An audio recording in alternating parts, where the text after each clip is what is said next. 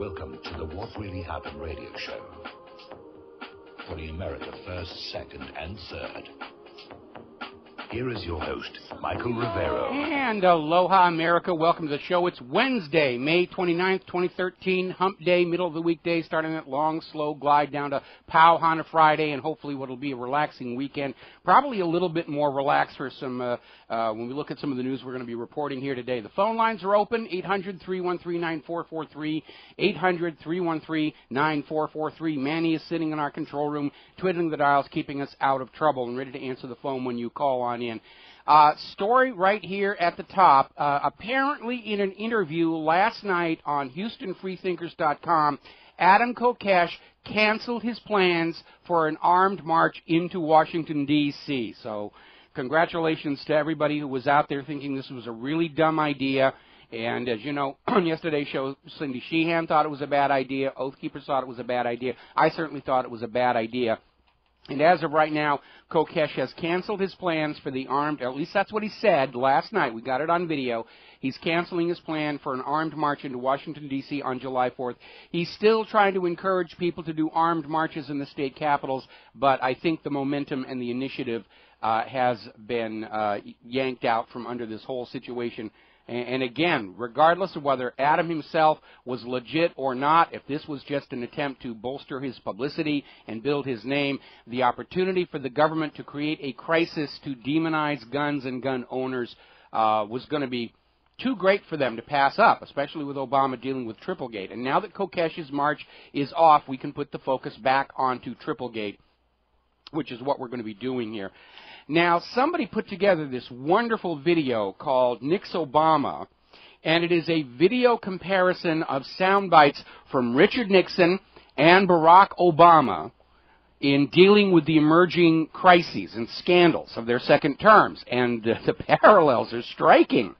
Both of them said, oh, I didn't know, I only found out about it from the news media, and it's uncanny how much Obama is basically emulating Richard Nixon's playbook to try and deal with these scandals. And scandals continue to grow, and they're not going anywhere, certainly not at all. The one that is still being ignored and downplayed, of course, is Benghazi, which is, I think, the biggest scandal of all. But they're trying to put the focus over on IRS and Department of Justice, and they're screaming Eric Holder should resign or he should be fired, which, again, would be a very Nixonian thing for the Obama administration to do. Apparently, NBC is reporting that the scandal of targeting of political dissidents spread far beyond the Tea Party and the Occupy groups. They're finding more and more of these letters coming out that this was being done. As we reported yesterday, the Internal Revenue Service is now trying to lock down all of their internal computers so that nobody can get access to anything that might be potentially embarrassing. Lois Lerner, of course, who is sort of being set up to be the scapegoat for all of this, is on paid administrative leave from the Internal Revenue Service. And now there are some questions being raised regarding her prior history at the Federal Elections Commission. And this is an important avenue to be exploring because we know there's massive vote fraud taking place in the United States of America. Our national elections are not counted by any private citizens groups. They're not even counted by the government. They are counted by a privately owned corporation called the Voters News Service. They keep changing their name back and forth. This is a private company owned by the TV networks and a couple of key newspapers. They claim to count the elections fairly. There is no oversight and no review. And then the next day they tell you who your leaders are going to be for the next 4, 2, or 6 years. And it is a huge, huge scandal, and now it looks like Lois Lerner's embarrassment at the IRS is going to bring renewed scrutiny onto whether our elections are fair or honest. Going to take a break for commercials. We'll be right back. Hi, America. Welcome back to the show. I'm watching the stock market right now, and the plunge protection team is trying their hardest. They're trying to get it back to the green, and it's just a huge fight between wishful thinking and the obvious reality of the economy. We're going to grab a phone call here. We're going to go with Glenn in Philadelphia. Aloha, Glenn. Welcome to the show. What's on your mind? Glenn, are you there? Yes, I am here. Wow. I got cut off just as the bumper music was coming on. That was strange. Okay, well, it's gremlins in the system. You know, we've got that hamster in the wire wheel. If he goes to sleep during the commercial break, then some of the systems stop working. Ah, okay, very good. Mike, you often talk about how, non-news distractors, things that don't affect their personal lives, and usually they're like of a trivial nature or sensational nature or celebrity stuff and all that kind of garbage. Yes. But I was thinking there's another kind of distractor, rather than being small, that is very big, and that is, the modern apocalypticism of so many sorts. And I've noticed, I've heard you address some of this stuff. When we were kids, everybody knew about the San Andreas fault out on the West Coast, and the idea of California falling into the ocean, and we even saw it in the original Superman movie and that sort of thing. Well, now it's almost like the marketing guys have figured out we need to be able to do this for the central U.S. and the eastern U.S. as well, because now we have apocalyptic earthquake fault zones marketed for the central U.S. in the form of the New Madrid fault, so you often hear that touted now.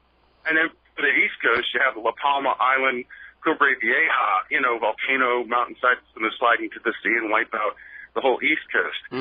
So there's always this constant, if they're not giving us, trivia, then they'll give us apocalypticism on the other hand. Well, it's a little more complicated than that. I mean, from the point of view of the media, of course, anything that's sensational is going to sell more newspapers or attract more viewers to your channel. I mean, remember the whole thing about the killer bees and Y2K and the rest of it.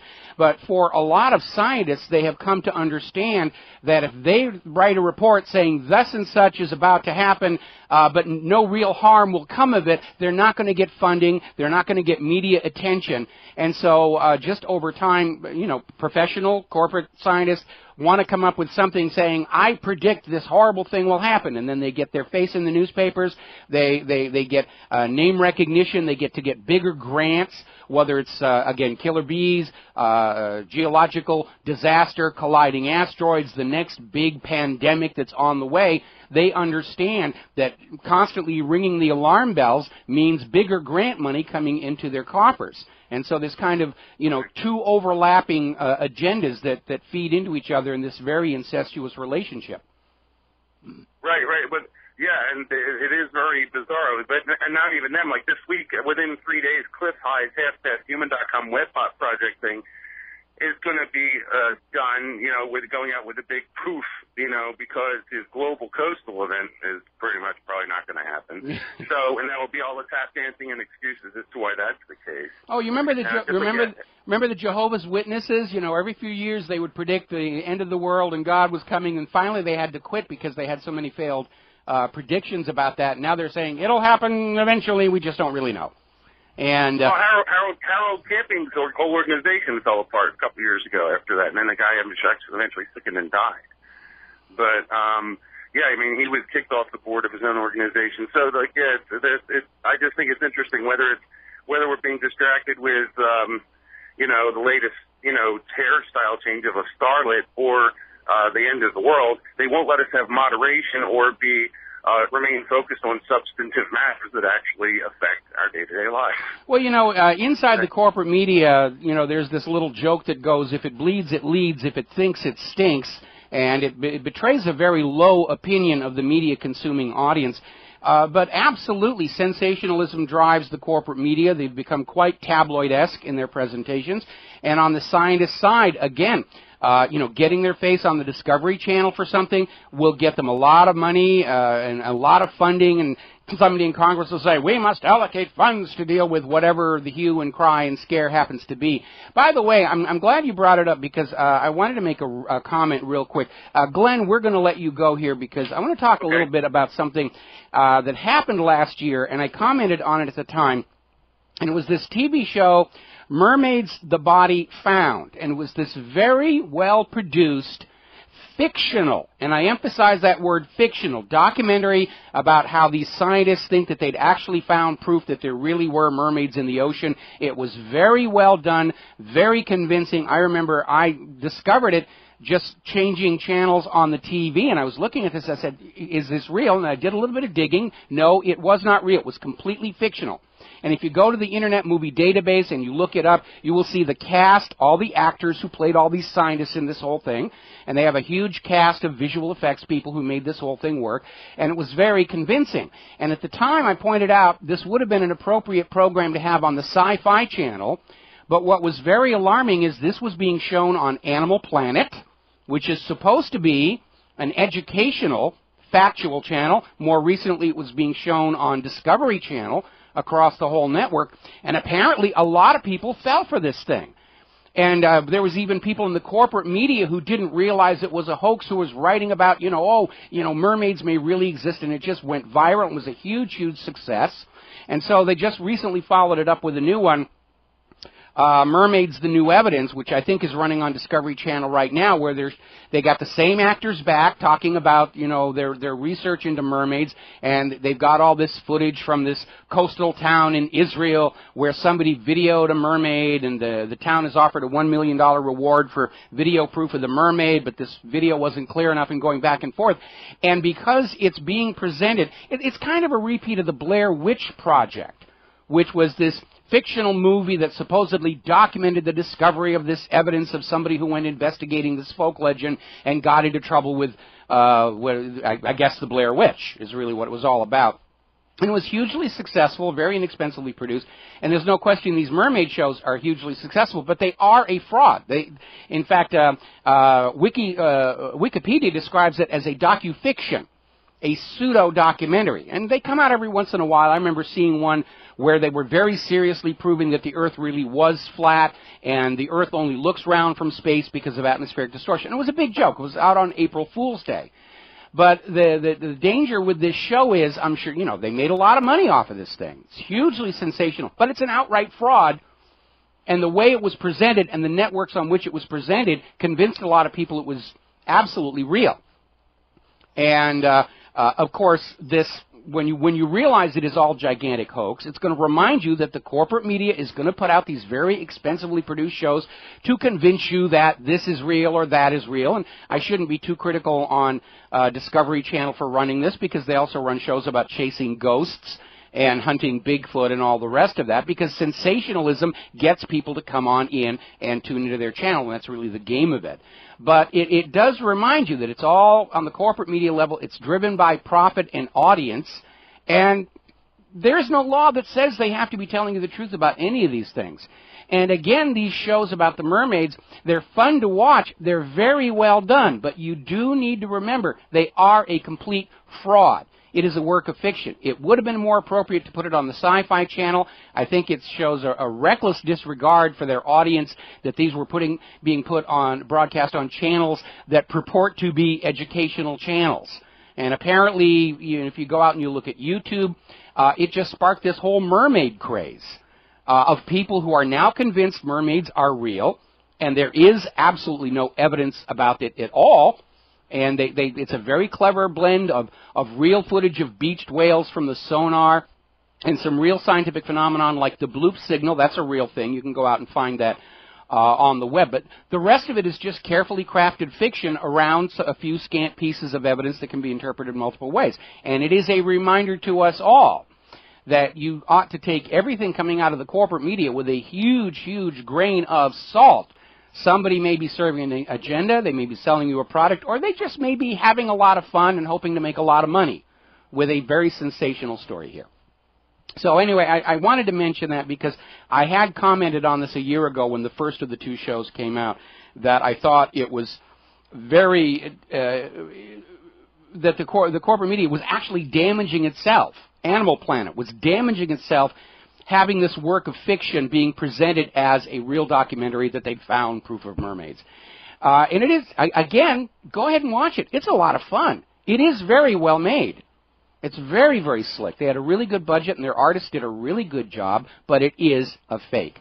Now then, moving on to other fakes and frauds and other such things. Apparently, Michelle Bachmann is calling it quits. She's not going to run for re-election. She issued a video press release. We have it linked to the front page of whatreallyhappened.com. And she goes to great lengths to say that this has got absolutely nothing to do with various scandals of which she's accused of, and it's got nothing whatsoever to do with her concerns that she cannot beat the challenger that she's coming up with. She's just decided that she's been in government long enough, and she's stepping away. And Michelle doesn't look like the kind of person that steps away unless she basically wants something unpleasant not to surface, which is very often how politicians will resign campaigns is somebody's got something on them here. All right, I want to get into the situation in Syria. That is ramping up rather intensely. It is fraught with all kinds of peril for us all, not just the Syrian people. So we're going to take a break for some commercials here. And when we come back, we're going to be talking about all the weapons flowing into Syria, the lifting of the EU arms embargo, not that it was really effective, all the things that are going on, and the new dimension between Israel and Russia. We will be right back. Aloha, America. Welcome back to the show. And we're talking about the situation in Syria. They're just trying to find some way to get this war going in a manner where the people of the United States of America and the people of the world aren't going to say, oh, come on now. We've had enough of these. Now, it turns out that despite the supposed European Union embargo on weapons to the hired mercenary army in Syria, video news coverage coming out of the area shows these rebels in possession of NATO weapons that are getting in there. And the Syrian rebels apparently near the Israel border is stealing from the United Nations. They stole 2 armored trucks from the United Nations. It's not a good way to get the support of the world body on your side here.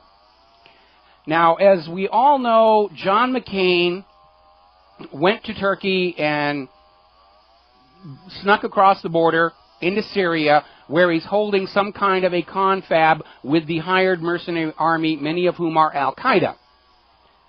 Now, frankly, McCain was a huge supporter of the National Defense Authorization Act, which says any American aiding or assisting Al-Qaeda can be waterboarded and thrown in Guantanamo. So I think it's time to send McCain down there. He basically committed an illegal entry. Iran is condemning what McCain is doing. Lindsey Graham actually tweeted that if McCain doesn't come back, he wants John McCain's office, which is a tacky thing to say, but I think it was done to keep public awareness on the fact that McCain is in Syria. This was supposed to be a secret trip, but it's leaked all over. It's no secret. It's practically being broadcast. And now Lindsey Graham is sort of upping the ante with this rather tacky comment about wanting McCain's office.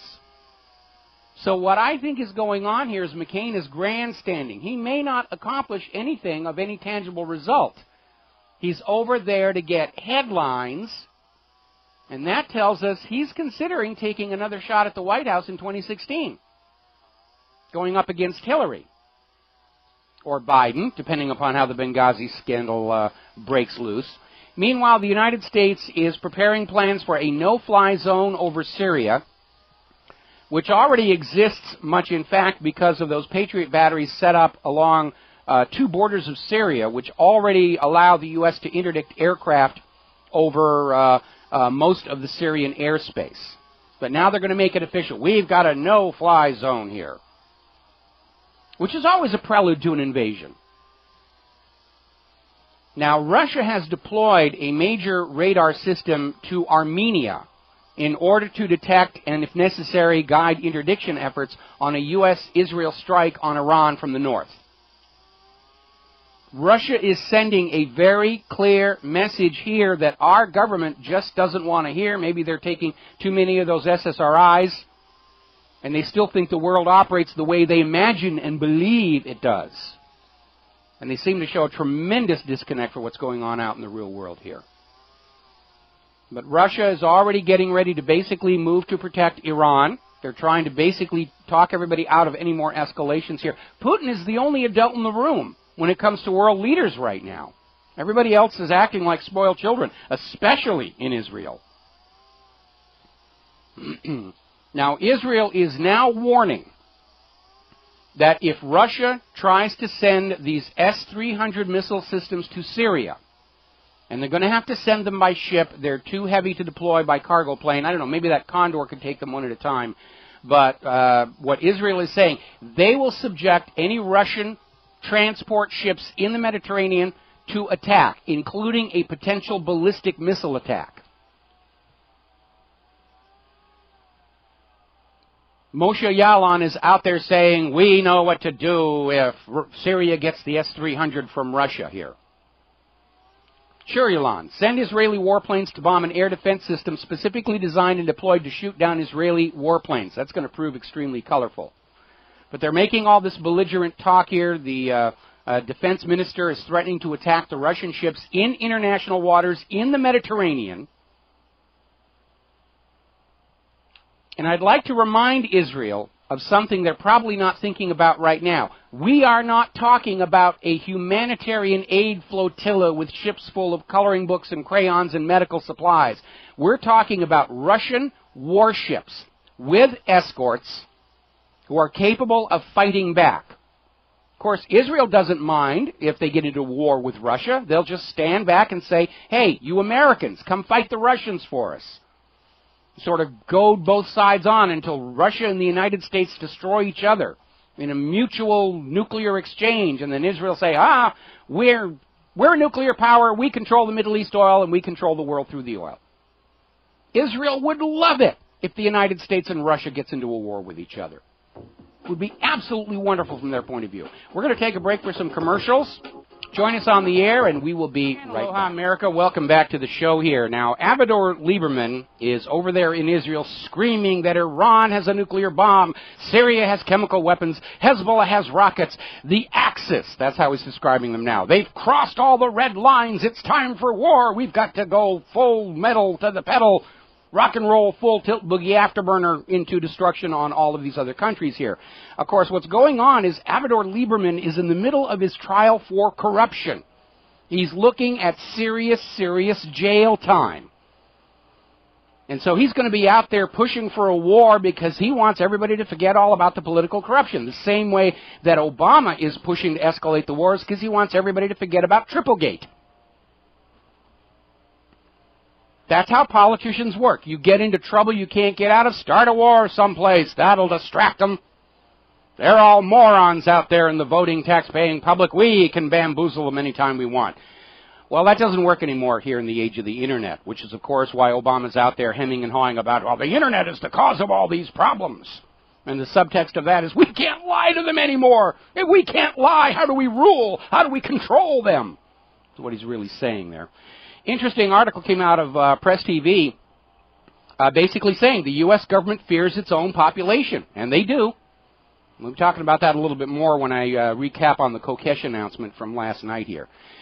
Meanwhile, interesting story came out of Israel. A group of Israeli and Palestinian businessmen have united to try and pressure the government of Israel to say it's time for all of this illegal settlements and all this other stuff to stop. Let's set up a two-state solution so we can conduct our business.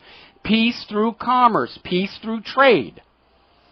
Unfortunately, Israel has controlled their people so long with constant war and constant fear and constant terror. That's a position the Israeli government is not going to look on with a great deal of sympathy. They need discord. They need upset to keep their people under control, because for all the billions and billions of dollars, you sound like Carl Sagan here, billions and billions of tax dollars vanishing into the black hole of Tel Aviv, the ordinary Israeli people, they're having a real hard time of it. As hard as we are here in America. Where is all this money going? The people of Israel are protesting and rioting over just how terrible their economy is. Why? Well, because Israel also has a privately owned central bank issuing the public currency as a loan at interest. Doesn't get more obvious than that. And we're starting to see all these little hoaxes and deceptions trying to keep people in line here, whether it was Boston or Sandy Hook or the rest of it. And the corporate media is making a big deal over the fact that somebody detonated a dry ice bomb in a trash can at Disneyland in Anaheim. Now, the last time my wife and I tried to go to Disneyland, the guests were getting the total TSA treatment. You know, pat down, look in your belt pouches and camera bags and the rest of it. We actually just changed our mind, said, we can't do this. We're not going to have a good time in there if we're treated like POWs getting in and out. We literally got out of line, went back, got our car, and went over to Knott's Berry Farm, where they're still a little bit more mellow about that sort of thing here. But knowing how intense the scrutiny for guests getting into the park is, I don't think anybody walked in from the guest parking lot carrying a block of dry ice. So this is an inside job. Probably somebody who works there who's a little bit unhappy over working for such a Mickey Mouse outfit and probably thinking their supervisor is goofy. Just grab some dry ice, put it in a bottle, put it in a trash can to create a little bit of noise, and they're fanning it up in the media like this is some kind of a terror attack, and it really isn't. Now, a story I was just seeing on the corporate media during the last commercial break. The Fort Hood shooting. Remember this Fort Hood shooting? It's been blamed on this Major Nidal Hassan. Convenient Muslim, we can blame it all on. Now, the story we got from people inside Fort Hood itself was that shooting actually occurred when some soldiers who had just returned from the war zone and thought they were going to be mustered out, honorably discharged, go back to real life, were informed because of stop loss they were being redeployed yet again, resulted in an argument, resulted in a shooting. Basically, it was a mutiny. But you can't tell the public, and you certainly can't tell the rest of the rank-and-file military, that some soldiers are at the point of shooting their commanding officers over all these repeated deployments, way beyond the original commitment they signed up for. So they pinned it on this Major Nidal Hassan. They're saying, oh, he's the villain, he's the villain. He's coming up for trial. They've been delaying it as long as they can. The new spin is that Major Nidal Hassan is not going to be allowed to testify on the stand. The excuse being it will give him a platform to spew his Muslim hate and so forth. Basically, it's going to give him a platform to get up there and say, I've been framed. I didn't do it. So they're going to have a kangaroo court trial and say, oh, yes, he's guilty. Just take our word for it. We're the U.S. government. We would never lie to you about anything. Now then, over in Pravda, and I got to tell you, when I was a little kid, and I grew up at the height of the Cold War, when we were all being brainwashed to wet ourselves when we heard the word commie, I never in my life thought I would be looking at Pravda as a news source of serious concern, but they are. And they have this very interesting article about how Western experts are actually a weapon of mass destruction. And they're talking about an individual, John Freed, has just come out with a book saying, looking at all the time the experts were wrong and how they're wrong more often than right. They're supposed to be the experts. We're all told they're the experts. They have all kinds of gold plaques and things on the wall to convince us we should listen to those people. And they come out completely wrong, whether it's about economics, medicine, engineering, global warming. And the reality is very simple what's going on here. Most of these experts are wrong because they're not being paid to report what's really going on, whether it's climate or the economy or medicine, but to craft illusions under the imprimatur of an independent expert to support the political agenda of whoever's signing their paychecks. Just like you had climate scientists promoted and supported the global warming hoax in exchange for funding, economists write theoretical papers which justify banker greed without ever challenging the orthodoxy of private central banking. That's why John Maynard Keynes is such a hero and quoted everywhere. He supports the agenda. That Margaret Mead, who wrote Coming of Age in Samoa, the book has been proven a complete hoax, but she's still lionized by the liberal establishment because her book justifies this idea that if they completely re-engineer the human experience, they will re-engineer the human mind. And that doesn't work. So these reports by these hired experts don't represent reality. It represents more highly paid for wishful thinking. Very expensive and very well presented wishful thinking, but it's still wishful thinking. I had another term when I wrote this on my website. And again, go back and look at that mermaid show. They can put together a very convincing presentation that something is real when it is not. And they did that not just for the mermaids, but for all this global warming stuff. Look at all the TV shows that got budgets and funding on National Geographic Channel and Discovery Channel and Science Channel and all these other supposedly education channels, and they were pushing a political agenda. They weren't really teaching people what was going on in the world. They were pushing an agenda under the guise of being an unbiased, objective educational channel. And so Pravda is absolutely right. You should not be listening to these declared, promoted experts. They're simply set dressing. They're the cast. that is anointed and presented as an expert, so you'll listen to them when they tell you a lot of complete, absolute nonsense here. Now, speaking of economic misguesses, the Organization for Economic Cooperation and Development is saying that Europe remains a threat to the world economy, which is absolutely true. Europe is sinking under the European Central Bank's practice of issuing the euro, all euros, in circulation as a loan at interest, which by design creates more debt than money with which to pay that debt. And that's why Europe is sinking. And everybody's trying as hard as they can to find a way out of the mess without actually admitting the core problem. Nobody's being paid to say there's a problem with private central banking. They're all being paid to say, oh, it's because workers are lazy and they spend too much time on vacation and they spend too much money on their own luxuries, and if we just cut spending to them, all will be well. No, it won't. They're all delaying tactics, and not one of them has the courage to stand up and say the problem is the private central bank itself. Nobody's paying for anybody to stand up and say that. I'm doing it right now for free. But the Organization for Economic Cooperation and Development has again slashed its forecast for the 17 European Union countries that use the euro. They're drowning in debt over there. And because of our global economy, when one area goes into trouble, it drags the rest of the world down with it. With regard to the United States of America, the exposure is through those credit default swaps sold by Wall Street against Europe's debt. This is why Bernanke is printing up $1 trillion US to give to the European banks to keep them solvent. Because if any of them collapse, the purchasers of those credit default swaps are going to start pounding on the doors of Wall Street and say, got to pay up. You sold us this insurance policy on Europe's debt. Europe is in collapse. We got to get our money. And the estimated total exposure of Wall Street to Europe's debt is $90 trillion. And because credit default swaps are not regulated like regular insurance, Wall Street has not maintained cash reserves to make good on these credit default swaps. So they're going to have to do one of two things. They're either going to have to come back to the government and say, we need another bailout, you've got to make the American people cover the losses, or Ben Bernanke will just, put turbochargers on those motors on the printing presses and just print up a big, huge pile of ink and paper and say, here, there's your money. Are you happy now? And, of course, that will completely destroy the value of the dollar. Japan is in trouble. Their bond market has hit limit down several times over the last few weeks, where people are trying to get out of them.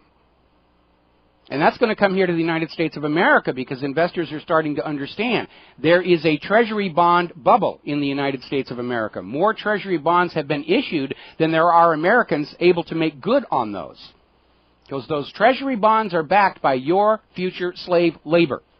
That's what a Treasury bond is, a promise by the U.S. government to take work product from you in the form of taxes for which nothing of value is returned to you, the people, and give that work product to whoever bought that Treasury bond, which more and more is the Federal Reserve itself, because foreign purchasers of Treasury bonds are already in the Al-Qaeda.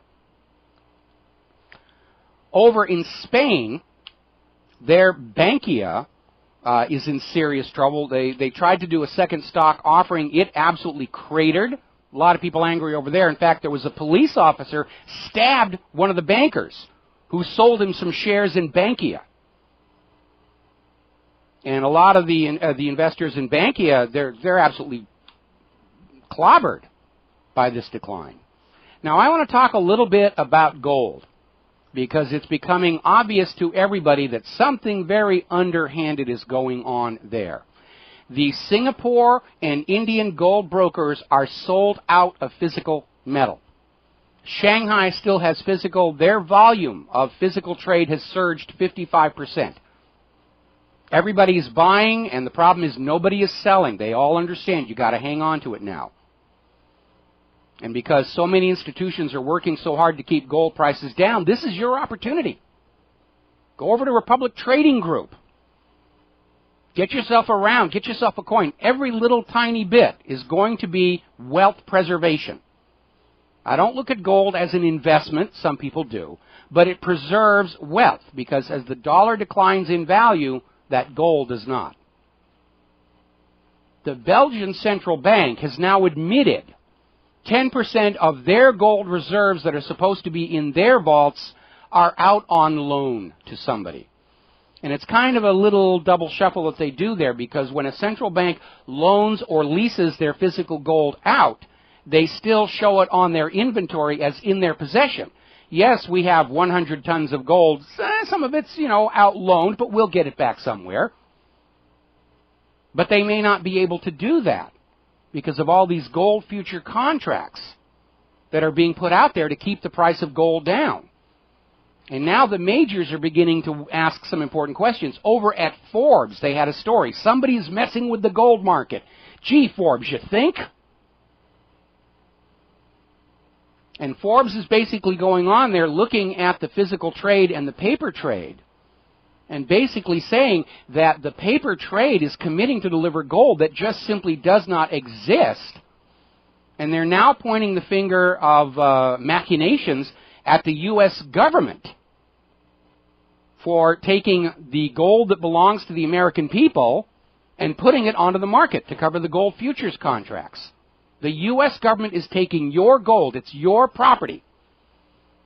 The U.S. government is supposed to be holding 8,000 tons of the American people's gold, and Forbes is saying it looks like the U.S. government has already taken half that and put it out on the market to cover the gold futures contracts to try and suppress the price of gold. So now Forbes is noticing. This is no longer a topic for those wacko, fringy, conspiracy websites like WhatReallyHappened.com. Forbes is now asking these questions. Over at Real Currencies, and they're saying, why is gold not rising? And they come back to the same thing we've been saying. It is the vast amount of these paper gold contracts out there that is crushing gold prices down, even as people are aware all those contracts cannot be satisfied.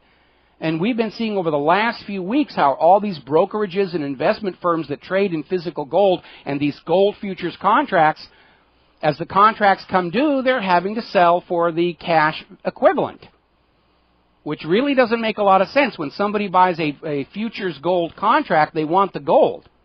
And they understand that all these brokerages have to do is go to the central bank and print up more of that ink and paper stuff, and they say, here's a stack of ink and paper. It's just as good as the gold you were supposed to get. And no, it isn't, because as they print up more of that ink and paper to make good on these gold contracts, the ink and paper becomes less and less valuable. It's a losing situation. You may get the current cash equivalent of your gold, but that cash is going to be declining in value, whereas your physical gold would not. I am surprised we are not seeing lawsuits for breach of contract yet. And I understand these brokerages are paying a huge premium. It's cash equivalent plus something like 20% to try and buy off the investor's anger. But that's not going to last forever. Now, over at Investment Watch blog, Bill Black is out there saying that the U.S. economic system is so flawed, fraud is guaranteed. It's the only way it can keep working, which we've been saying as well. Going to take a break for commercials. We'll be right back. And aloha, America. Welcome back to the show here. And as I was mentioning before over at Investment Watch blog, Bill Black is out there saying our economic system in the United States is so flawed that fraud is mathematically guaranteed. Now, I'm not sure where he is coming to that conclusion, but common sense has to tell you when you are enslaved to a private central bank issuing the public currency as a loan at interest, and the debt piles up faster than the available money with which to pay that debt, sooner or later everybody is so pinched for cash they start cutting corners. They lower the quality of their products and services, and eventually they are pushed into committing acts of fraud to get by, merely to survive. And so even without any complex mathematical equations, we understand that private central banking drives its subjugated population into fraud and criminality. Like that state Supreme Court judge just got sent to jail for bank fraud. Private central banking is destroying our humanity. We live our lives, the only priority in our life is I got to get more of that ink and paper stuff to pay this rapidly expanding debt. And so it's absolutely true. Meanwhile, over, again, Investment Watch blog, they're pointing out the fact that the reason Wall Street is running rampant over America and the Federal Reserve is running rampant is most of the financial legislation under consideration by Congress was actually written by the bank's own lobbyists. And we've seen this happen before. We saw it happen with Obamacare, where the industries will write their own laws. They will hand the already written bill to a member of Congress along with a big fat campaign check, and that congressman says, yes, we must pass this bill to do whatever. And they get their money, and the corporations get their money, and the nation suffers. And you need to understand something. When I talk about the long view or the overview of what's best for the nation, that's the job the federal government is supposed to be taking care of, and they're not. But certainly when you have private corporate interests writing legislation, by default, they're not thinking what's good for the nation. They're not thinking what's good for the nation over the long term. They're thinking about maximizing their profits before the next quarterly report to the shareholders, and that's all they're thinking about. And that's how they will write these laws. And they will campaign donate, which is a polite word for bribe, to members of Congress to get the bill passed. And that's kind of where we are right now. All right, let's see. We're going to grab a phone call here. Thomas in Cal Mexico. Aloha. Welcome to the show. What's on your mind? Hey, what's up, man? I'm actually not like an avid listener, but I'm always, I'm a truck driver, so I listen to a lot of different stuff. But basically, I was looking at your website and saw that you guys were like against Adam Kokesh's, the march on D.C. Yes. And I listen to Alex Jones as well as liberal, just because I like to be well-versed in something I really don't know about, so I listen to all sides of it. Okay, Thomas, I'm going to put you on hold. Do not hang up the phone. When we come back from station identification, I want you to continue, okay? We'll be right back. And aloha, America. Welcome to our show. We're in hour number 3 of our program. I presume Dan is now sitting in our control room, ready to answer the phone when you call in, 800-313-9443, 800-313-9443. Yes, Dan, the man, is sitting there, ready to answer the phone when you call on in. I want to take a minute, of course, to remind everybody that Republic Broadcasting is in the middle of a fundraising drive, the 1,000 ounce of silver fundraising drive, and if you don't have silver to send in, you can go to the republicbroadcasting.org website. There's a PayPal donation link. There's a mailing address in the contact page where you can send check, money order, box tops, old lottery tickets that you never checked if you won or not, and just help us keep on the air and keep growing and reaching more and more people. Because with Triplegate out there, savaging the credibility and trustworthiness of the United States government for all to see, millions of Americans who were blindly faithful and believing and trusting up to this very moment, they're now starting to ask really important questions. We need your help to help gather them in here to Republic Broadcasting, where they're going to find the answers they need to know. So just a reminder, 1,000 ounce of silver. All righty, I want to mention this little tiny story called Government by Bureaucrats, the Olive Oil Dispenser Debacle. And it's a really trivial story, but it says a lot about how government behaves when it starts catering to corporate business interests. Now, if you go to Italian restaurants, they will usually have on the table these little refillable bottles of olive oil and balsamic vinegar, which you will put into a little dish and stir around. You dip your bread in. It's quite tasty. But apparently the European Union has now decreed that all olive oil and balsamic vinegar in Italian restaurants have to be served in a one-use only bottle, no more refillables. And what does this do? Well, it forces the restaurant to buy these use-once, throw-away bottles from the companies that are already set up to manufacture them. And these small olive oil and balsamic vinegar companies that are not set up to produce and use and distribute in these bottles are going to be cut out and shut down.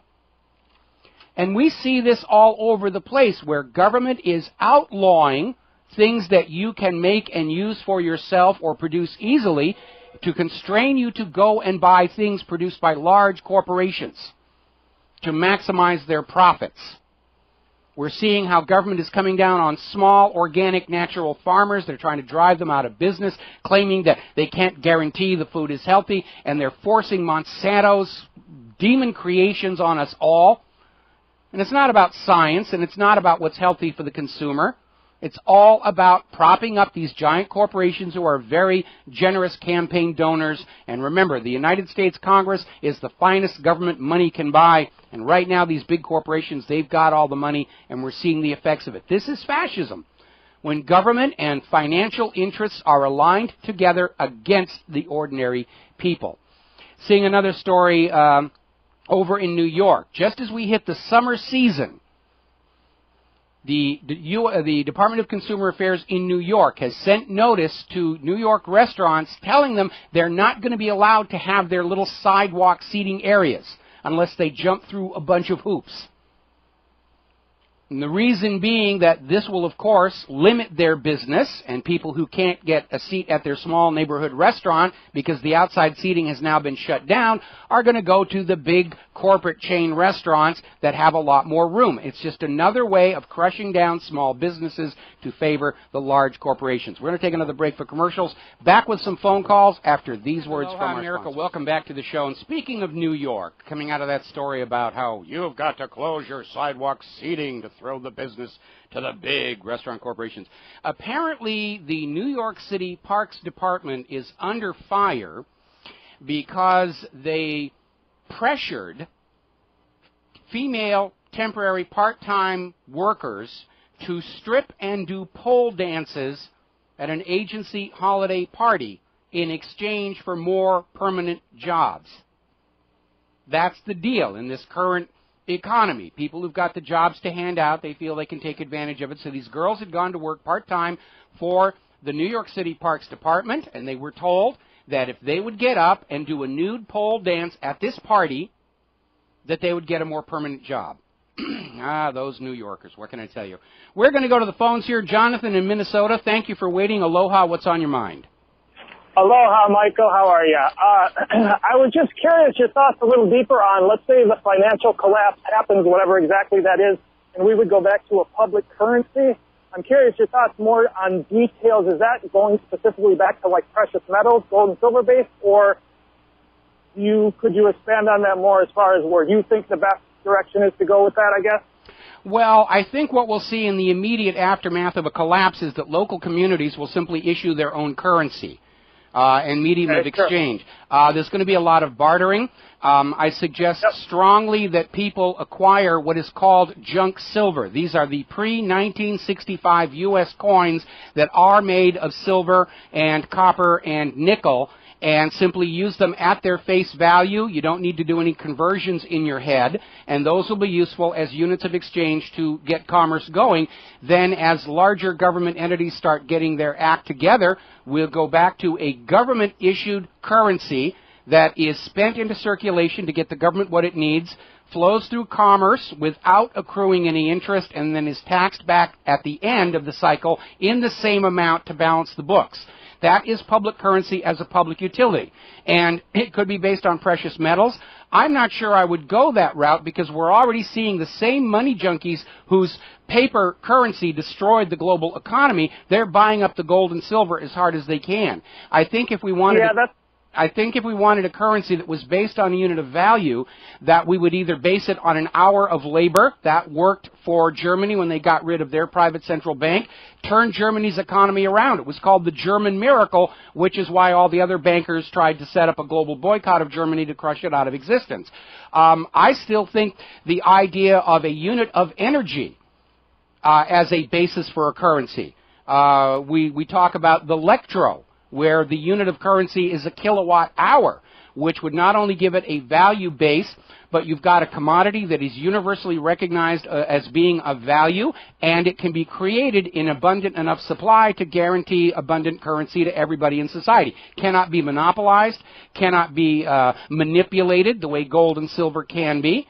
So I think that really we need to start thinking outside the box of precious metals as a foundation for a currency, because there's already a huge gold shortage. They can't even cover their gold futures commodities contracts right now. But whatever it is, I mean, let me share a story with you that came out of the Great Depression. There was this town in America, and I forget which one it was, but there was a guy running a newspaper, and what he did is he printed up these little tickets that were good for advertising in his newspaper, and he started trading those for the things he needed to keep his newspaper running. And they would float through circulation, and eventually the town viewed his little tickets for advertising as a more stable and reliable currency than the U.S. dollars being issued at the depths of the 1930s Depression. And so people will come up with it. During the last Depression, a lot of communities came up with their own currency. The American colonies originally had a different currency for each colony.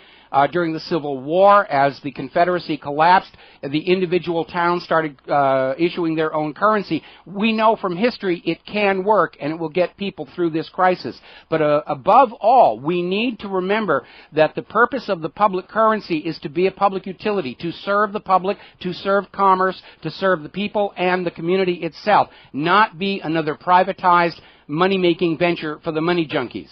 And that is why when we come... Go ahead. No, sorry, absolutely, I agree. I mean, debt is the worst way to go. It can't be the centralized controlled debt. Beyond that, there's got to be, I've always felt this, it's really all about fair trade. What we want is the most fair trade system we can have. All we want to do is trade goods and services freely, right? That's exactly right. Seems to be the objective. So I do agree that there's better alternatives, and maybe there is something to, incorporating energy or something. To me, I've always come back to the gold and silver simply because when we're talking about free trade, there's nothing else that is storable. There's nothing else that has all the properties as actually a real good. It's got to exist in a tangible way to keep the supply. You know what I mean? But I would also agree with you that the central banks have probably, the people in control have probably amassed most of it to begin with. So it does keep for a completely lopsided. Yeah, if we trade the Federal Reserve note for a gold or silver-backed currency, we're simply trading one form of banker slavery for another. And I'm a big fan of gold and silver as wealth preservation, but I do not support the idea of going back to a gold or silver-backed currency because, again, the supply of silver and gold is so limited, it can be hoarded, it can be manipulated. Remember the Hunt Brothers silver debacle of the 1980s? For a commodity to be the basis of a currency, it has to exist in ample enough supply to guarantee a steady flow of currency to all levels of the economy and society. And gold and silver aren't there. It's probably got to be more freely traded. There's got to be more of it, whereas maybe we're past that point where it could serve as that, Well, you see, the idea is anybody could put up a windmill on their property or solar cells on their roof, and they could monetize their contribution to the power grid. And so you don't have a single central banking authority creating all the currency in circulation. There would have to be a clearinghouse that would be run by the government, not by private bankers. And, of course, if electricity literally becomes the money, you're going to see an explosion in new technologies for the efficient storage and transmission of power, the efficient generation of power. All of this aborted green technology we've seen come out of the Obama administration was basically payoffs to political cronies. When electricity becomes the money itself, you're going to see tremendous breakthroughs in power generation and power storage and power conveyance, electric cars, all of that stuff is going to get a huge, huge R&D boost. You might be right. It's very interesting. I appreciate the insight, Michael. Okay. I'll leave you with that. All right, thanks an awful lot here.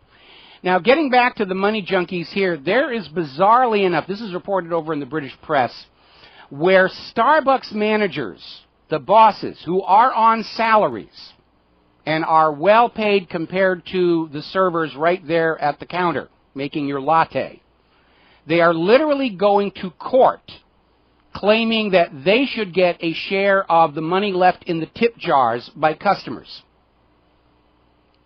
This is money junkyism as a new low. These managers are already very well paid. Under the current law, tip money is collected and distributed to the actual service workers. And now the managers are saying, no, we got to get a piece of that.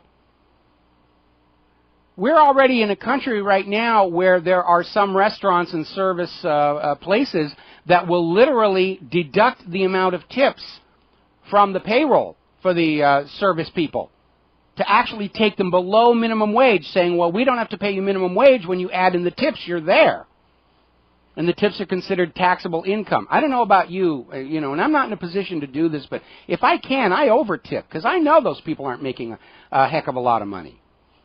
And for the Starbucks managers to do this, where's their humanity? And, of course, I know the answer to that. When you live under a private central bank creating more debt than money to pay that debt, humanity is sacrificed in that lust to get another piece of that paper with ink all over it. Now, over in Greece, they're starting to threaten their population with labor camps for people who cannot pay the ever-escalating taxes. If you don't pay your taxes, we're going to put you in a prison camp and make you make things that we can sell. Thank you, European Central Bank. Up in Canada, kind of an interesting breaking story. Apparently, the Canadian Federal Court has confirmed that Canada's 2011 federal election, which led to the victory of the Harper regime, was in fact fraudulent. And the Harper government is illegitimate. Now, I'm sure their court is going to come up with something like they did during that whole Al Gore Florida debacle, where there is no remedy possible. We just recognize it's wrong, but nothing can be done. But it raises an important question. When we look here at the United States of America and the massive vote fraud that has been taking place, if, in fact, the people who are controlling our government did not win their elections honestly, why are we, the American people, obligated to pay all the bills they're running up? Why are we obligated to listen to them? Why are we obligated to send our children to fight in their wars of conquest? I hold that if a government cannot prove beyond a shadow of a doubt the honesty, accuracy, and fairness of the elections by which they claim authority over the people, then the people are neither legally nor morally obligated to obey that government's dictates, to pay its bills, or to sacrifice their children in their wars. The burden of proof is on the government to prove the elections are honest, and they can't do it. They have literally imposed an electronic voting system on the American people that cannot be double-checked. Going to take a break for commercials. We will be right back. And aloha, America. Welcome back to the show. And as we reported at the very top of the broadcast, Adam Kokesh has now canceled the plan for an armed march into Washington, D.C. on the 4th of July. He was interviewed at HoustonFreeTalk.com last night. They made a video. We've got the video on the front page of WhatReallyHappened.com. And at about 6 minutes into the video, they basically say, yeah, the whole thing's called off. Adam is still saying you should go out and march on your state capitals. It doesn't look like he plans to personally lead any of them. And I want to basically tip my hat and issue a thank you to all of the Rivero's Rangers who were out there signing the petition, posting it to other websites, getting out there and saying, we are gun owners and we are Second Amendment supporters. We do not support this march into Washington, D.C. It is a dangerous provocation. Adam Kokesh does not speak or act for us, and we basically pulled the propaganda rug out from under this operation. So it appears to be fizzling here.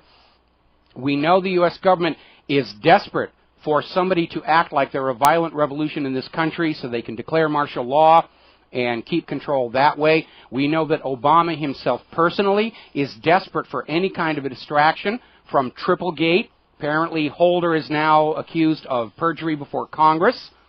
And even Fast and Furious is starting to come back. So with Benghazi Gate, and that's the one we need to stay focused on, by the way. That's the great secret behind the little scandals. IRS Gate, DOJ Gate, EPA Gate, and now Fast and Furious Gate coming back. It's now Quint Gate. And Obama's out there trying to resell his image and his brand to the American people. He's not getting a lot of traction. He needs something to happen that the corporate media will look at. Something bloody and messy and ugly. So they'll stop reporting on all of these scandals that are coming out to engulf Obama and his second administration.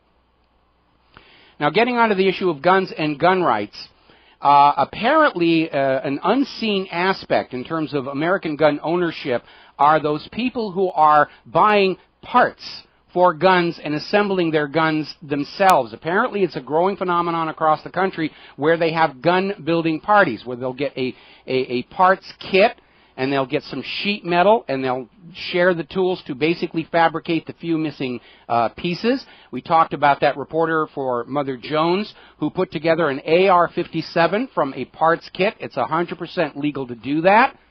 Now, to his credit, he did destroy the weapon in the video that he made of it. But it's a reality there. And apparently more than 10,000 80% complete AR-15 receivers have already been sold to American gun owners. So that means a lot of people are building these guns. If I had money, I wouldn't mind an AR-15 myself. Or maybe an AK. The AK is considered more robust and durable anyway. But the reality is the American people understand the gun grab is going on. And they're looking for excuses. Now, there is a backlash. Apparently, the Democratic legislators in Colorado are now facing major recall operations, petition drives, to basically say, we want to take these people out of office. So there's a huge backlash going on against all these politicians who signed on to this thing that say, guns are bad, we got to get rid of the guns. What they mean is they want to take them away from you. Those politicians, they all have guns. Some of them have armed bodyguards who have guns that are illegal for you to own. So they're scared.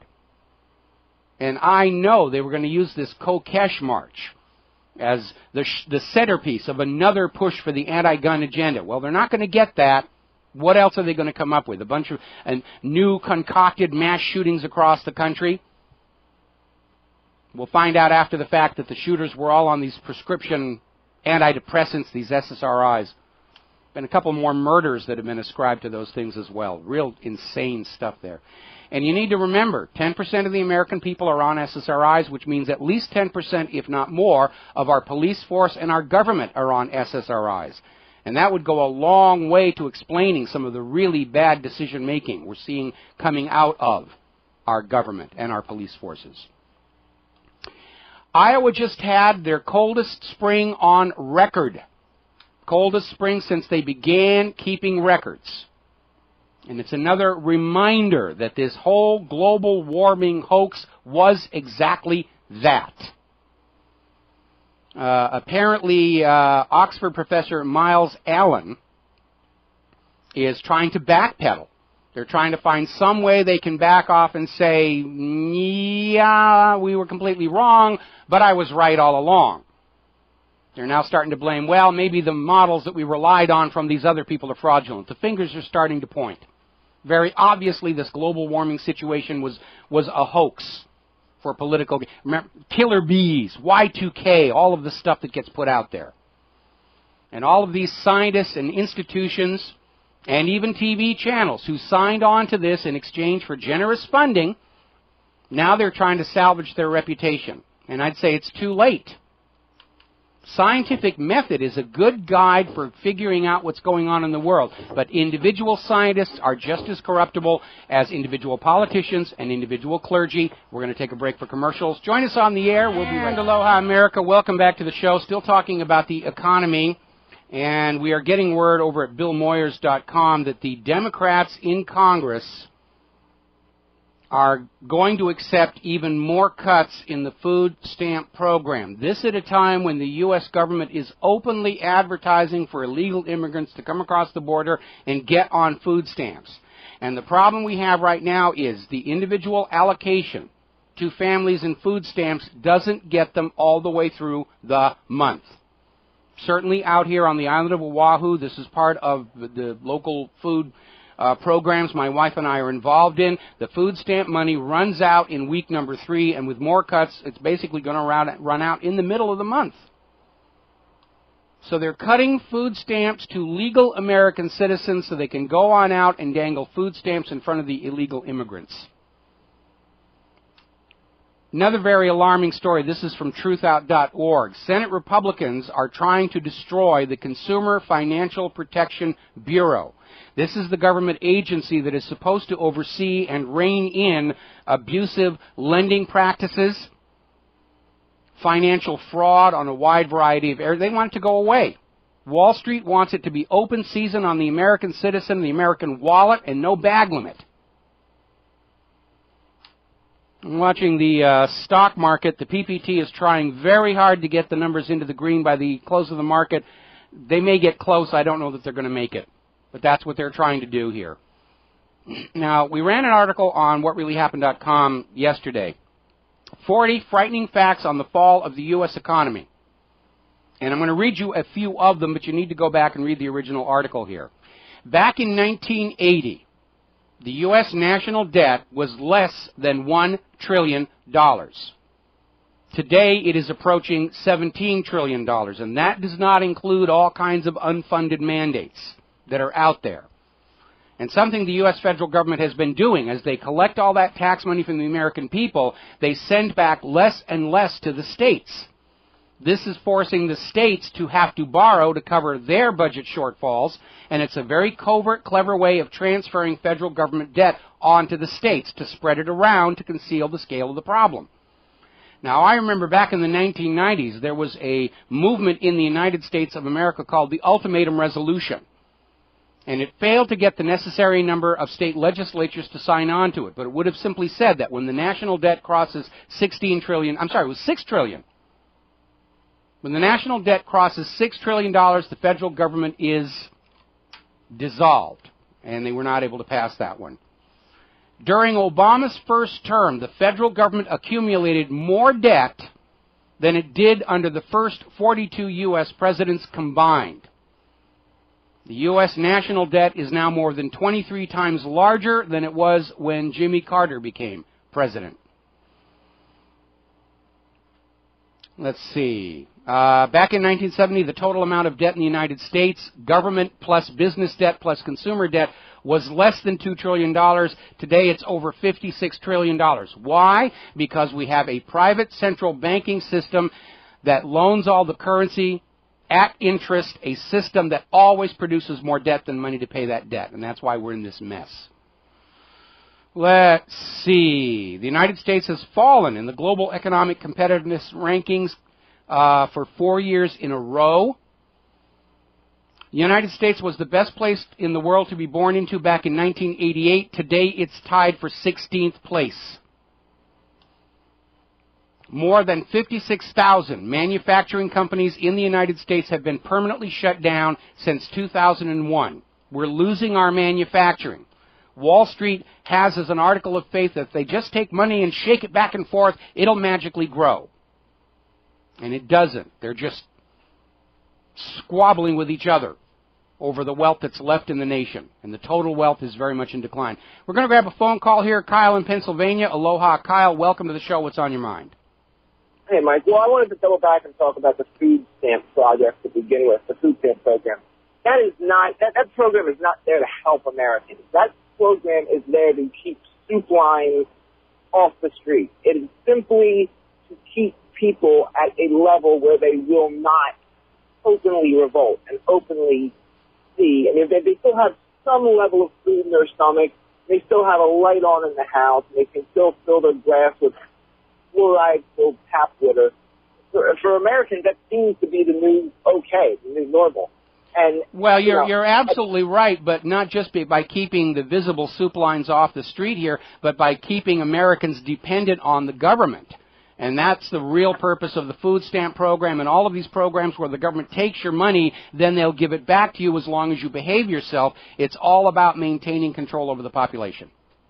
It's a very delicate balance to be kept between keeping people satisfied enough not to revolt, but not too satisfied and not too okay where they feel like, okay, now I have enough free time or now I have enough food, whatever, to take steps to better my situation. It's all, and that's what the economy is based on. With the war economy. There's a quote from Orwell's 1984 in Goldstein's book where he talks about an economy based on war, where he says it's the same idea that if you had factories or if you manufactured guns or trucks and just threw them into the water. War economy is the same thing. You're manufacturing things simply to be destroyed. Bullets. Same thing with planned obsolescence. The same thing with planned obsolescence. The products you buy at the store are designed to fail just outside the warranty, so you throw them in the trash and you buy another one. It's all about stagnation and not having any, not moving the culture or the civilization forward, but not letting it fall back to a point where people will say this is not acceptable. It's about keeping people right in that sweet spot, and that's what, you know, people need to.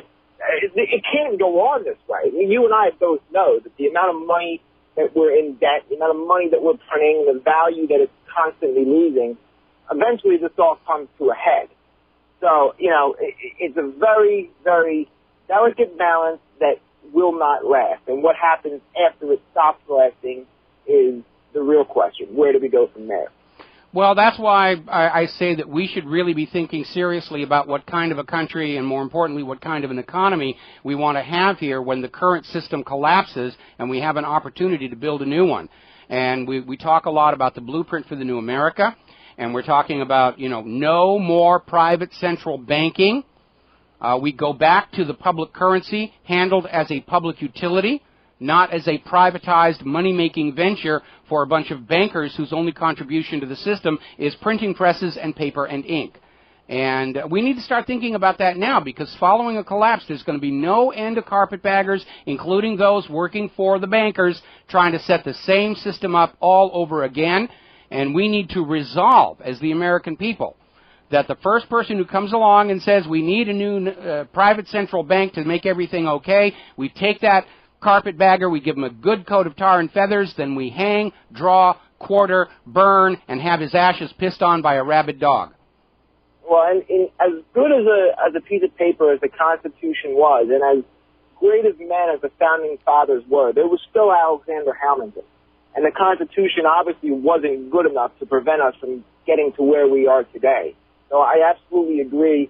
We need to determine as a people where we see this ship called America going, and how do we get from where we are today, you know, desperate, to being on top again, and considering the rights of the individual along with the, you know, elevation of the civilization as a whole. And it's not an easy question to answer. No, it isn't, but and I'm not even sure if I'm really all that in love with the idea of America becoming supreme again. I just want America to take care of Americans, and that will be sufficient for me. But you need to understand the reason the Founding Fathers set up the nation the way they did is they understood political power is always going to attract the kind of people who shouldn't be allowed to have it. And they set up a government system where the central government was deliberately hobbled and kept weak. And even Thomas Jefferson wrote in his own writings, he understood that it wasn't going to last, that the money junkies were going to come in and political opportunists were going to come in and try and distort the system to serve their own greed and avarice and desire for glory. And Jefferson predicted that the nation he had created was only going to last 100 years. Then it was going to have to be torn down by the people to make way for something a little bit better. We've lasted a lot longer than Jefferson's prediction, but I think Jefferson's prediction is still valid. Well, I think also lasting a lot longer is not a quantifiable question, because a lot of people would say that the country died in 1913. I mean, a lot of people would say that, you know, our fate was sealed back then. A lot of people would make the same comment about the American Civil War, because it was after the Civil War that we saw these really abusive amendments to the Constitution, such as the states and the people no longer being able to question the validity of the federal government debt, the taking away of the senators from being appointees by the state government and turning them into elected offices to consolidate power. I mean, we've seen it step by step by step. The vision of the Founding Fathers has been hacked away at over the last 230-odd years. And it's... Well, I'm sorry. I was going to say, if you want my honest opinion, where we lost this country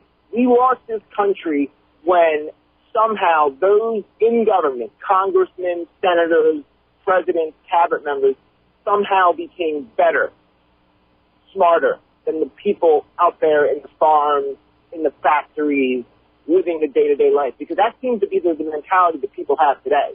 Well, I don't think they're better, and I don't think they're even smarter. They're just willing to do things ordinary moral people are not willing to do.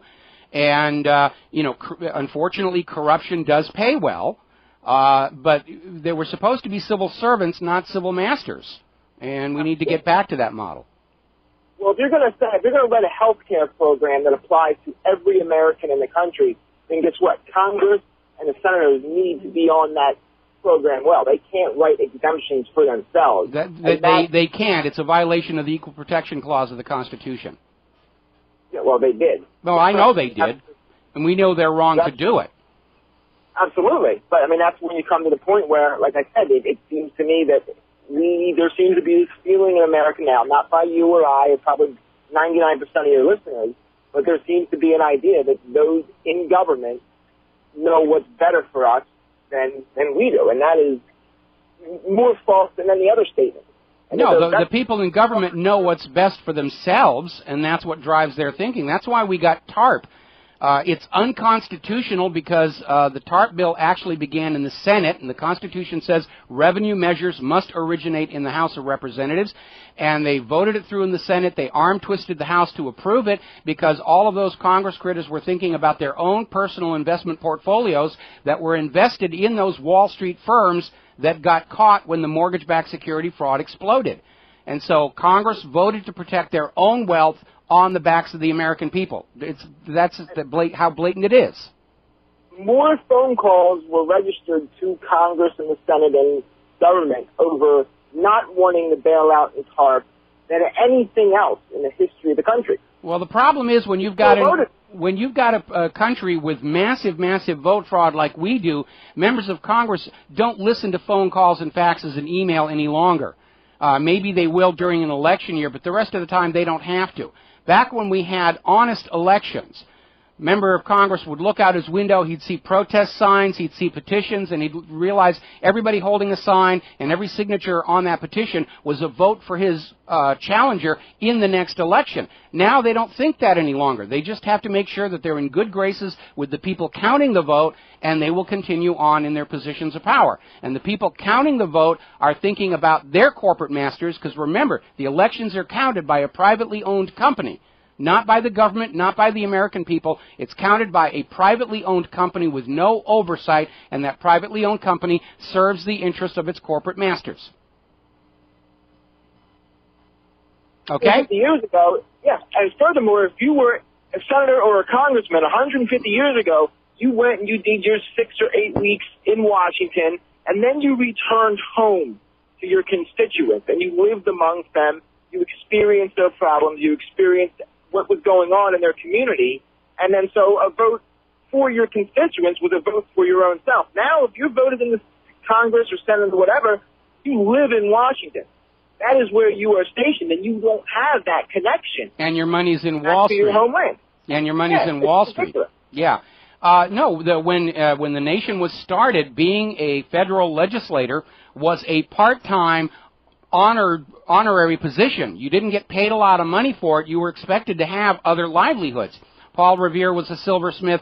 Thomas Jefferson was a lawyer. John Hancock sold insurance. Ben Franklin was in publishing and all of his other various ventures. These were men who earned their living on their own skill and talent and merit, and then they got together in kind of this gentleman's club to say, all right, how are we going to improve the rest of the nation? And their own financial interests were not that strongly tied up with it.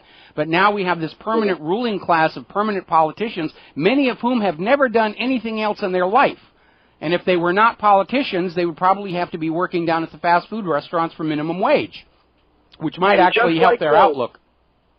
And just like Rome, when there was the enemies at the gates of Rome, the Senate would elect one man to lead the army, and it was seen as a public service. It was seen as something that you did for Rome.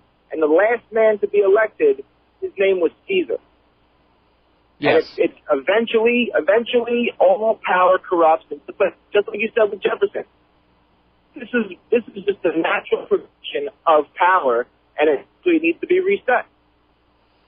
It absolutely does. But again, I absolutely do not want to encourage anybody to think about a violent move against the government. The system is imploding. And it's going to implode unless the government can find a reason to declare a national emergency, suspend the Constitution, and change all the rules to hang on to power. And they're trying to find some way to do that right now. So do not, let me finish this thought, do not initiate violence against the government, but prudence demands you be prepared to defend yourself and your family when the government initiates violence against you. And they will. Just like the British coming to confiscate the firearms that led to the battles of Lexington and Concord, you've got to be a modern Minuteman. You've got to be ready for that. But again, the side that initiates violence first will lose in the court of world opinion. We're coming up on the end of the segment. Anything else, Kyle?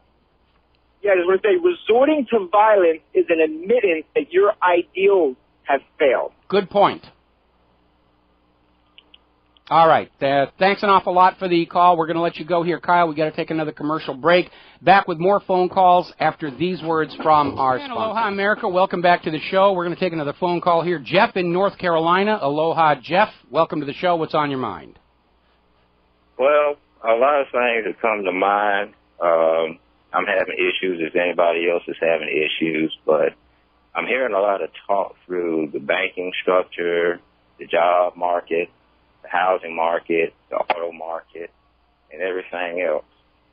And kind of to the point of going back maybe 3 decades from my age where I'm at now, if you had told me this was going to happen years ago, I probably wouldn't have doubted, but I probably would say that it was headed in the wrong direction. But it seems to me that I'm hearing a lot of talk. I listen to a lot of talk radios that talk on this issue. And there seems to be some kind of, hesitation that, I'm hearing a lot of people saying what's wrong with the country. But I'm not hearing anybody saying how we can really solve it, otherwise than plead to the politicians not to give in to these things.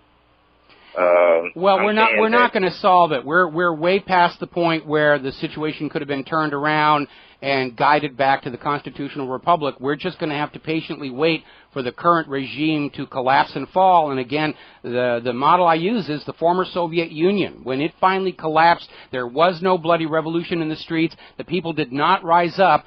The Soviet Union simply collapsed from the accumulated weight of all their lies and corruption, and I see that happening here soon in this country. In fact, it's an even money bet that it's going to happen before the end of this year. And so we just need to stand back and not give the government an excuse to declare a national emergency, suspend the Constitution, martial law, and implement this plan for complete fascist dictatorship that is, of course, the money junkie's wet dream. Well, I was looking at the Boston Marathon run, and I'm hearing all kinds of stories about the Boston Marathon run. Mm-hmm. And then the aftermath of the whole thing is like, I've heard that the estimate was 9,000 soldiers looking for one guy. Mm-hmm. And the basis of looking for one person or two people, it's kind of like saying, we're looking for this person, but you send an army to look for two guys. What's the deal with that? I'm a veteran myself. Well, they were trying to establish a precedent for what's called, a shelter-in-place lockdown, and that was the whole point of the exercise. In the end, these 9,000 soldiers didn't find the kid. A neighbor did, just out on her back porch with a glass of wine, saw him crawling into the boat and called it in. The point of the exercise was to get everybody to simply obey when they're told, go in your house and pull down your shades, don't look outside, and stay in your home, so that the thugs can do what they're going to do out there in public, which we now know because of people who didn't pull their shades down. The older brother, Tamerlan, was run over by a police SUV, then shot, and then they tried to blame it on the younger brother. And that was the whole point of that exercise. Remember the Rodney King riots, Operation Cable Splice and Garden Plot. Get the Americans used to military in the streets. We'll be right back after station identification. And aloha, America. Welcome back to the show here, and we're talking with Thomas in Cal, Mexico, and you wanted to talk about Adam Kokesh and his planned, now canceled march into D.C. carrying guns. Yeah, I just want to give you a little background of where I was coming from. I'm a Marine as well. I was in a combat MOS. I suffered a heat injury, so I had, my life took a different path. So I did college for business. So I've been around. I think I speak for a large portion of the audience and, the country as well.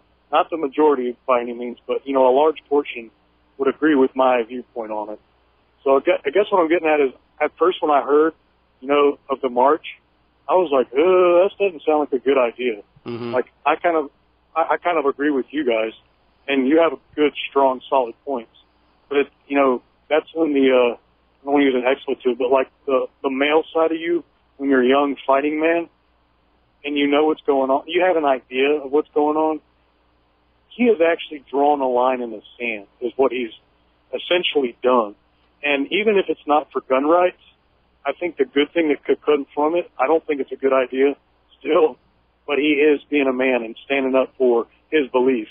And it doesn't just have to be the Second Amendment. It's all of our rights that are getting trampled on. So he's kind of basically showing that, wow, even I've got a small group, but we can make some big waves. And I think it's just leading to something bigger. But I don't think it's a great idea, but I do want to watch it. Well, it's not going to happen. As of last night, Kokesh has canceled his plan for the... I saw that. Yeah. I saw that, and that's what got me looking back into this. I was like, did he up the ante by taking it to the Capitals, or did he, get punked out by the Feds? No, I think what happened is that he realized that he was not going to make the point that he wanted to make. And he realized, and let me make a point here. We're going to let you go, and I'm going to respond to you here. Whether or not you think Adam Kokesh was legit, or, obviously he exploited this to get his name out there in the independent media and try and make himself a star. He raised a huge amount of money for his legal defense fund, which now he just gets to keep because the government dropped all the charges against him.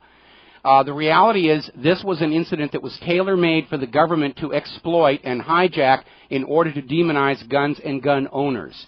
Now, think back the history of real revolution. How did the American Revolution start? You didn't just have one day where George Washington and Thomas Jefferson and the rest of the boys marched into the local seat of British authority and started threatening them with guns. It began with the British making the first overt move to seize the military arms of the colonials, which led to the battles of Lexington and Concord. And that's why I've been saying all along, I would like to find a way to avoid a revolution in the streets of America. But if revolution comes, you need to understand the side that initiates the violence will lose in the court of world opinion. Obviously, the federal government is preparing to put down a revolution, but for political reasons, they need to make it look like the American people started the conflict. And that's what Adam Kokesh's march was engineered to do. But it drew such a fierce opposition from gun owners and Second Amendment supporters saying, we stand by the Second Amendment. This is unnecessary. It's a reckless provocation. It was bad tactics leading these people onto a bridge to confront the D.C. police. And so I think as a propaganda device, it failed. It's crumbling. And I know Kokesh is still out there calling for people to lead marches into state capitals, but I don't think he's going to get any traction with that. I think it's basically fizzling. And Adam made out from it financially and publicity-wise, but I think we did yank the rug out from its potential propaganda value to the U.S. government. Going to take a break for commercials. We'll be right back. We're going to go back to the phones here. We're going to start with Robert in Missouri. Aloha, Robert. Welcome to the show. What's on your mind? Well, I heard you guys just chattering about Mr. Kokesh. He's on Alex Jones's program right now, and I'll just give you a rundown of what he's talking about as of the last few minutes. He's talking about this whole 50 states thing on all 50 states' capitals, and basically to try to take himself out of the picture some, the real high and mighty and all. But then he's also talking about to put pressure on all the governors for a peaceful dissolution of our federal government. Mm-hmm. And, so personally, I'm just a restorationist. I would just like to restore constitutional government. Heck with dissolving it. I would just like to restore what we once had. We would all like to do that. We know the federal government, as it is currently set up, will never surrender power. Politicians are not like that. As far as Kokesh's marches into the state capitals, I think that's a bad idea because we need the state governments to see the citizens of this country as their supporters and backers. If Kokesh succeeds in creating the illusion of an adversarial relationship between the American people and the state governments, that pushes the state governments more firmly into the sphere of influence of the federal government.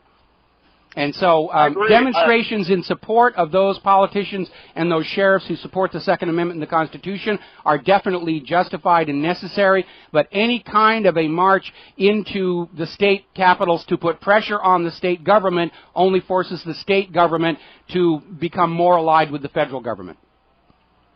Right, and I agree. And another thing it does, it brings the location all over the place to 50 different locations to where all kinds of nefarious activities could go down in 50 different spots instead of one. So you'll have a lot less coverage via video, and you could have all kinds of goofy shenanigans.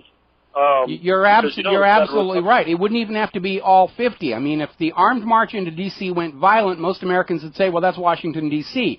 But if you have these marches into state capitals all across the country, it's only going to take 4 or 5 of them to go violent for the corporate media to say it's a nationwide uprising of gun owners. And they could accomplish their propaganda goal that way.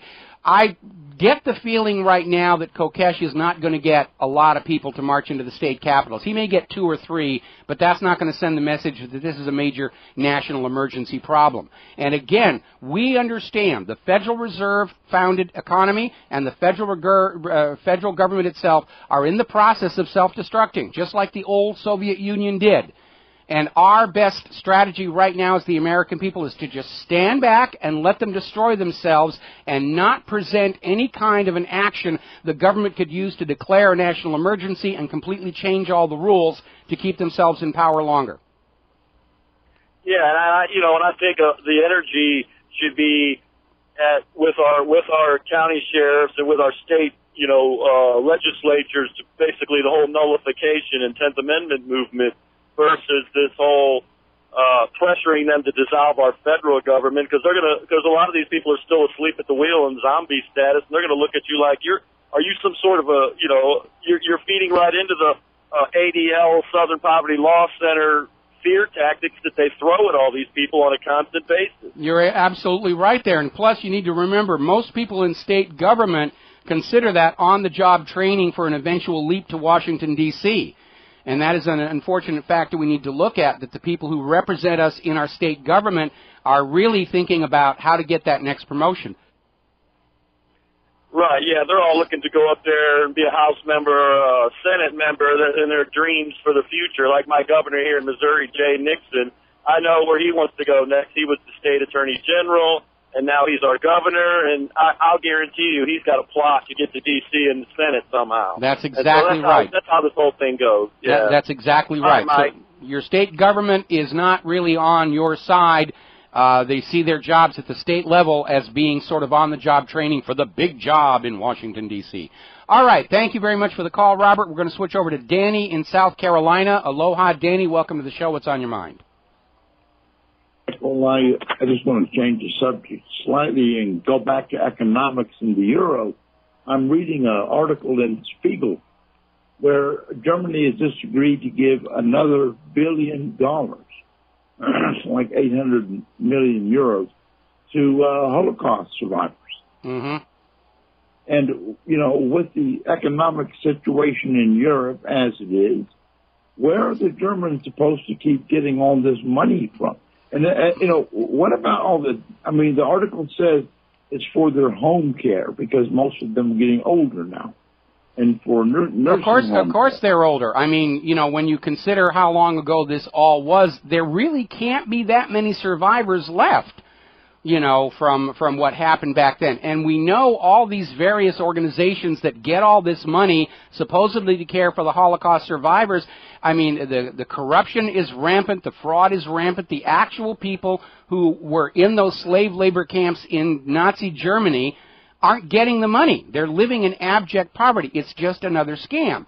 I'm against this whole reparations situation for a very simple reason. Setting aside the fact that it's just another way of looting money from people, think about the current population of Germany. 99% of those people in Germany had not been born when all that Nazi stuff happened. Why are they responsible for what happened before they were born? Same thing applies to here in the United States of America. Why are we financially liable for things that happened before we were born? It's absurd. Let me give you a good example of why it's absurd. One of my ancestors ran a station on the Underground Railroad in New Hampshire, helping escaped slaves to freedom in Canada, because it was legal for the slave catchers to catch the slaves in the northern states. Even though slavery was illegal, the slave catchers could legally catch the slaves and take them back to the South. So these volunteers set up these underground railroads to hide the slaves during the daytime, and then during the night they'd move to the next station north, and my ancestors ran a station that was 2 days from the Canadian border. Now, how would it look like if I went up to Canada and I found the present-day descendants of those escaped slaves, and I said, you owe me because my ancestors helped your ancestors to freedom? They would laugh me off their front porch, and rightly so. Now, had I been alive back then, I definitely would have been involved in running the Underground Railroad, but I wasn't. I had nothing to do with it. I can't claim credit for it. I can't demand reparations on it. Certainly not from people who themselves were not alive when that all happened. And so it's just this ridiculous idea. And again, we're here at the year 2013. How many Holocaust survivors are still left? And if there are this many Holocaust survivors, then obviously the Germans weren't really all that efficient about what they were trying to do. It's just more of that whole fraud to loot the wealth of the world to Israel over guilt about something that happened before we were born. Now, I was born in 1952. Whatever happened in Nazi Germany was not my fault, and I accept no responsibility for it. The people who are alive in Germany today, for the most part, were born after it was all over. They should not accept responsibility for what happened. They had nothing to do with it. And rightly, they should stand up and say, wait a minute, this is all history, and we regret that it happened, but it's not my fault. I wasn't there. I couldn't take sides in this debate. And I refuse to be... we could have, Native Americans standing up and demanding reparations for all the descendants of the white settlers. We could have the descendants of the Neanderthal man demanding reparations from the Cro-Magnons for wiping out their ancestors. I mean, it gets to a point of ridiculousness. Well, I mean, the German people were decimated after World War II. Yes, they were. Millions of them. Well, who's going to, why don't we pay them? Well, yeah, I'll go you one better. I'll go you one better. Here in the United States of America, we sacrificed much blood and much treasure to stop the Nazis from completing whatever it was their plans were going to be. Okay? If Israel was grateful to us for that, they should be sending us money, but they're not. They don't act like they have a reason to be grateful because we stopped the Holocaust before it reached its conclusion. They don't act like the Holocaust is real, or they'd be grateful to us. Instead, it's always the other way. What have you done for us this week? We need more jets. We need more money. We need more. And again, where's all this money going? Whether it's donations from the U.S. government or reparations, it doesn't reach the ordinary Israeli people. They're in serious financial trouble over there. Where's all this wealth vanishing to? Thank you, Michael. All right, going to let you go. Yeah, we've reported on it many, many times. All these various organizations that are set up to take all these billions of dollars in Holocaust reparations, and the money goes in. It's like the Roach Motel. The money goes in and it doesn't come out. And the actual few survivors from that period of history living in Israel are living in abject poverty. They're not being taken care of. It's just another fraud. Now then, getting back to senseonsense.com, they have an interesting admission from Doug Shulman. Doug Shulman was vice chairman of Wall Street's favorite self-regulatory organization, FINRA, prior to being appointed chairman of the Internal Revenue Service by Bush in 2008.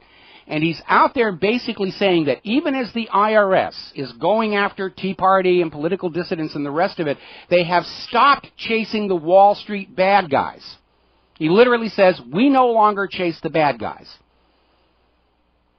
They're just out there admitting the guys on Wall Street are free from any kind of restraint or restriction. The excuse is because so many of these financial operations are taking place at high-speeding computers, it's really too difficult to go and look and see what they're doing. So they're not even going to try. They're busy just whacking on American citizens who may have declared too many receipts in their itemized returns. Got to take a break. We'll be right back. And aloha, America. Welcome back to the show. So we're following up on this admission by the Internal Revenue Service, Doug Shulman, that they're not even interested in going after the big Wall Street financial corporations who we know are engaging in massive fraud.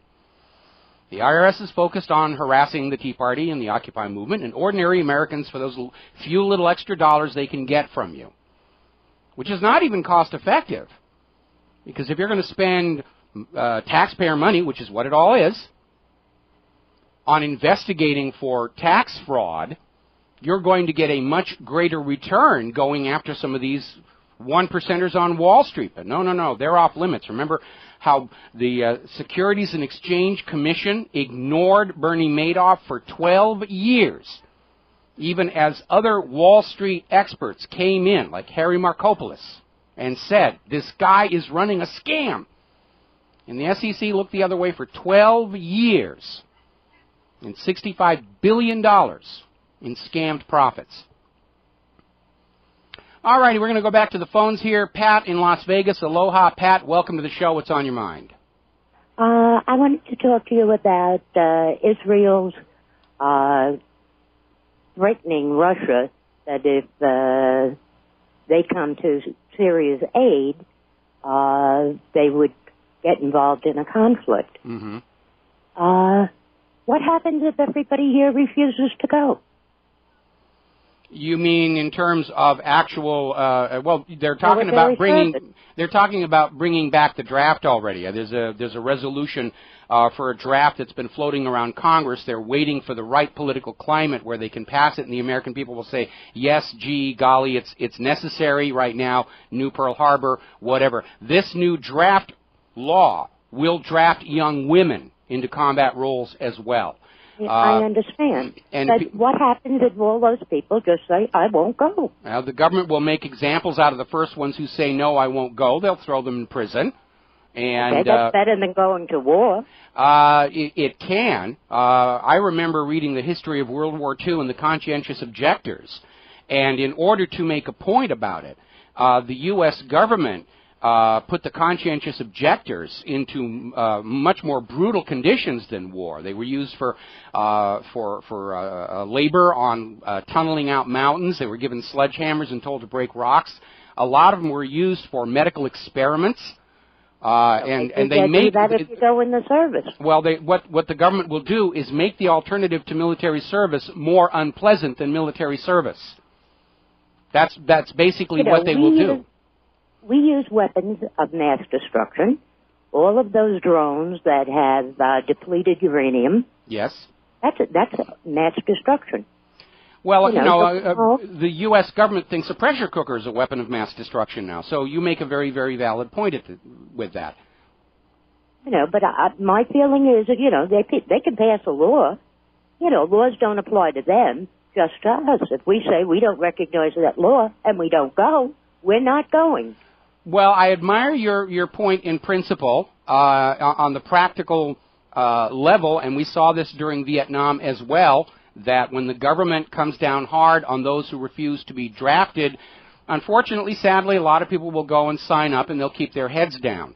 But in the long run, if we get into Syria, if we get into Iran, if we get into a war with Russia, the United States is already militarily exhausted. We're financially exhausted. We lack the 3 M's. Money, manufacturing, and men to win a prolonged ground war. And Russia has already said they're going to turn Syria and Iran into the new Vietnam and wear the United States down in a war of attrition. And that means sometime between the start of that pointless escalation and final capitulation by the United States government, the nukes are going to fly. And it's going to be a bad day for everybody not wearing 2 million sunblock. I agree with you. I don't think our kids should go. I think our kids should stay home. And if enough of them do it, they can't throw them all in prison. We may come to a point where the U.S. government goes out basically with press gangs. They'll simply go out on the street, grab kids off the street, put them on a transport, and send them over to the war zone. Okay, so, if you're there and you don't want to be there, how hard are you going to fight? You're not going to fight. I would surrender. I'd put up a white flag and walk across. Well, there are some stories coming out of both Vietnam and World War II where they'd order a charge toward the enemy, and then the commanding officer would stand at the rear with a machine gun to shoot any soldiers who turned around and came back. And well, I wouldn't turn around. I just wouldn't move forward. When when you start getting shot at by the other guys, I think your base instincts are going to kick in. There have been rare exceptions. I mean, there's that Christmas truce from World War I, where the Allies and the Germans just sort of congregated in the middle of no man's land and celebrated Christmas. When it was all over, they said, "I can't shoot these guys; they're my friends now." And the commanders on both sides, the German commander and the Allied commander, they were court-martialed for letting this thing happen. And, whatever the government thinks it needs to do to get your kids to go out there and shoot the designated enemy, we know they're drugging them out of their minds. And the drugs are very dangerous. Military suicides are continuing to escalate. We're losing more of our kids to suicide than to enemy action. We got to take a break for commercials. Thank you for the call, Pat. We'll be right back. Aloha, America. Welcome back to the show here. And somebody just wrote in, pardon me, in Santa Barbara, some restaurants add a 20% gratuity right on the dinner bill, regardless of the quality of the service, and they're even doing it for takeout. I'm not sure I really have a problem with that if that money goes to the servers, because they're really not being paid enough for putting up with customers like me. Anyway, interesting story that's coming in the British press. They are now backing off the claim that the hate crime in Woolwich was a beheading. Apparently, the official post-mortem report has come out, and they're saying that this Lee Rigby had multiple stab wounds, but they've dropped the idea that he was beheaded. Remember, we pointed out, in a beheading, there's going to be all kinds of blood around there, was not visible on the ground. So they're already backpedaling on this whole situation. All righty. Let's see. Now, the other day when Obama was out there making his speech about drone strikes and everything, he made a point of talking about how the Internet has become a source for terror in the United States of America. I think the only people we're really terrorizing are those politicians and corporate media spokeslugs who are suddenly realizing they can't lie with impunity any longer. But this is now the high ground in the war for the minds of America. And we're seeing articles like this one from the InternetPost.net. The Internet is the vital front line in the war against extremism, and the body of the article is basically going on how the government is now openly mounting major propaganda operations on the Internet to try and control perceptions of the American people. We certainly saw that during this whole Kokesh circus. Every time I put up my petition on Facebook, it was immediately jumped on by the same people that were following me around, screaming, "You're a coward, you're an anti-Semite," and the rest of it. And ultimately, they did get shouted down. We know there has been a covert propaganda operation on the Internet for years now, whether it's Israel's Megaphone or this special software the government bought that allows one propagandist to pose behind 20, 30 manufactured phony IDs. Just now they're going open about it and saying, yes, we have to get on the net and push our agenda against those gosh darn truthers there. Now, interestingly enough, Dick Durbin is out there asking the question, are bloggers and tweeters entitled to constitutional protection? And the answer is yes, they are. Because the Constitution and the Bill of Rights were not written to be technology specific. And many new technologies have come along that are simply presumed to be included in the Bill of Rights, like the telephone and the telegraph. And anybody who's saying otherwise is simply trying to evade the constitutional limits on their power and authority. And Durbin's asking the question, are these people really journalists deserving of First Amendment protections normally accorded to the corporate media? And the answer would be yes. Now, the corporate media has another view. And when I read this story, the first thing that popped into my mind was this line from the movie Contagion, which is very well produced, about a pandemic. But it goes out of its way to demonize bloggers. In fact, a blogger is one of the main villains of this movie, which basically says, yes, allow the government to handle it, allow the CDC and the rest, they'll take care of you. So it's a bit of a propaganda piece. But Elliot Gould plays this scientist, Dr. Sussman, and he's talking to our villain who's the blogger, and he says, blogging isn't writing, it's graffiti with punctuation.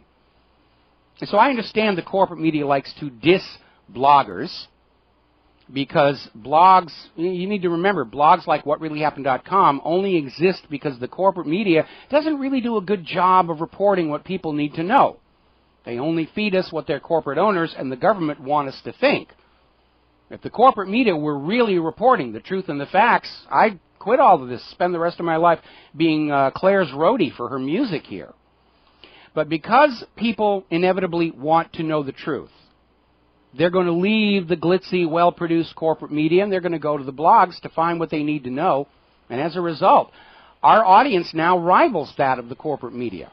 Rasmussen poll a few weeks ago, the majority, slim majority, but a majority of American people are now getting their political news from online blogs, independent media like Republic Broadcasting.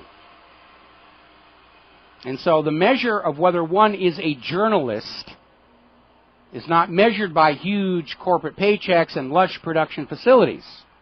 It's measured by whether you're doing the job or not, and we are doing that job. And so, yes, we blogs are deserving of the same constitutional legal protections as the television networks and the major newspapers. I know there's a counter-argument right now from Obama's speech. It is clear that they're viewing the uncontrolled independent media, the uncontrolled Internet, as a major threat to their power because they can no longer lie with impunity. And they long for the glory days of the Cold War when media was strictly one way, from government to corporate media to consumers in the home on their newspapers, radio, and TV. And those in possession of contradictory information had no voice at all. And they could lie us into Vietnam. They could lie us into Korea. They could lie us into whatever with impunity. They can't do that anymore, and they're finally realizing that. And so now the independent media, we're the enemy because we won't let them lie to the American people. And you're right, we won't. That's why we're here. Interesting little comment from Google chief Eric Schmidt. He was speaking at the Telegraph Hate Festival. And he said, young people, and I guess this applies to everybody, you ought to be careful what you put out on Facebook. Because it will follow you through the rest of your life. It will follow you. And that's true for pretty much everybody. I really think there should be expiration dates on everything posted to a social media site. So you put up an embarrassing picture of yourself dancing naked at the office party, and a year from now it's gone and you can forget about it. But it is a reality you need to think about. Now, this last week we've been seeing all kinds of booga-booga about Chinese hackers stealing the secrets to America's latest weapons.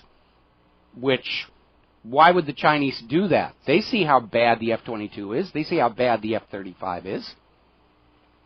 And again, cyber criminals will use long chains of compromised computers to conceal their true origins. And all that can really be said is the last computer in that compromised chain is in China. But I think the United States is still seriously looking at needing to go to war against China because a lot of other nations are looking at that gold yuan as far more reliable and stable than the U.S. dollar. China and other countries are starting to trade currencies directly without going through the dollar. They're already doing it with Australia. They're talking to New Zealand about it. This war to assure the dominance of the dollar can't succeed unless every nation on earth is brought into it. So we're seeing this propaganda run up against China right now. People in the industry are trying to, people in the media industry right now are trying to get Congress to pass laws to allow them to employ hacking methods to fight cyber crimes. In other words, they want to basically load up your CDs, your DVDs, your Blu-ray with software that will go into your computer and mess around with it if they think you're stealing content. Now, this has been tried once before, and it didn't work out very well. In fact, there was a time right now when any DVD coming from Disney simply wouldn't play on your DVD player in your computer, even though it was a legally purchased, legally owned copy. But now these companies want permission to hack the hackers, and they're going to turn our computers and the Internet into a battleground between themselves and the pirates. And yes, piracy is wrong, and yes, piracy is a small problem. But it's not the major reason for the decline in the decline in profits, rather. It's their programming choices. They're trying to put out more of the same that sold before, and once you've seen it or heard it before, you're not going to buy it again. And it's all politically correct propaganda that serves various interests, and we've seen it all before. You know, we've seen way too many movies about the Nazis. We've seen way too many movies about Arab terrorists. We're tired of it. There's nothing fresh and new out there. They're making yet another Superman movie. We know the story. We know how it ends. By the way, a little reminder, and this is a story that came out of 12160.info. The FBI owns and operates many of the child porn websites used to sucker people in for arrests. That is not crime prevention. That's entrapment for the sake of headlines. Remember, we were reporting on yesterday where the FBI owns and operates one of the DOS for hire websites. So this is how the government operates. They're going to go out and create a crisis, whether it's hacking or child porn or whatever, then they swoop in, stage an arrest, they get to look good. But they can't deal with the real crime. They still can't stop all those Viagra ads and porn ads pouring into your email box. But they got to look useful. They got to justify their huge budgets. And so they go out and they entrap people. All of these so-called terror plots that were foiled over the last few years always turn out to be some FBI informant. Sets it all up. Talks some losers into going along. Gives them money and equipment and say, here, I need you to help me do this. And the informant steps back. FBI comes in. They've got an arrest that generates headlines. 6 months later, the court throws it out as an obvious case of entrapment. And they're still doing that. Now, I want to talk a little bit about Monsanto. As you're probably already aware, over this last weekend, huge marches all around the globe. Millions of people protesting GMO foods. Did not get more than token coverage in the corporate media. Got a lot of coverage in the independent media, of course. We have all these countries whose governments have been subverted by Monsanto money, and the people in those countries are standing up and saying, no, this stuff is dangerous. It is proven harmful. And the fact that you're making money off of it and using that money to buy our government doesn't make it right to do. Now, over in Hungary, they have started burning the fields where GM corn was being grown. They want to eradicate not just the crops, they need to destroy the pollen. They recognize it's dangerous over there. Now, a little bit of good news. A lot of people have been talking about this new GMO salmon that grows much larger, much faster, and produces more saleable product.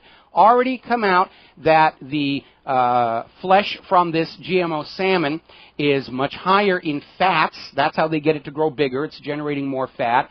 Actually has less of the healthy component people like to eat salmon for. We're starting to see stores like Target, Giant Eagle, Measure, and H-E-B are saying they will not carry or sell genetically engineered salmon in their stores. We have other stores, Trader Joe's, Aldi, Whole Foods, Marsh, and Hy-Vee are also saying the same thing. This stuff is dangerous. New warning, even though these GMO salmon are farm-raised, environmentalists are very concerned about what happens if some of these salmon get out of the pens and they start interbreeding with the natural salmon. You could see the genetic contamination very quickly spread through the natural variety. And I'm sure the owners of the genes in the GMO-altered salmon are going to start saying, we have to sue Mother Nature because she's using our genes without our permission here. Now, referring back to the story where Iowa just went through its coldest spring on record. Coldest spring on record. Okay. Meteorologist Joe Bastardi, and he's a well-respected meteorologist. His forecasts tend to be highly accurate because he doesn't go along with the orthodoxy consensus view of what causes weather and climate. And he's out there saying blaming the turbulent weather on global warming is extreme nonsense, especially because we know global warming doesn't really exist. And as I've stated many, many times before, heavy weather is not caused just by heat. It is caused by a temperature differential. And you can get major storms by cooling the upper atmosphere just as much as by warming the Earth's surface.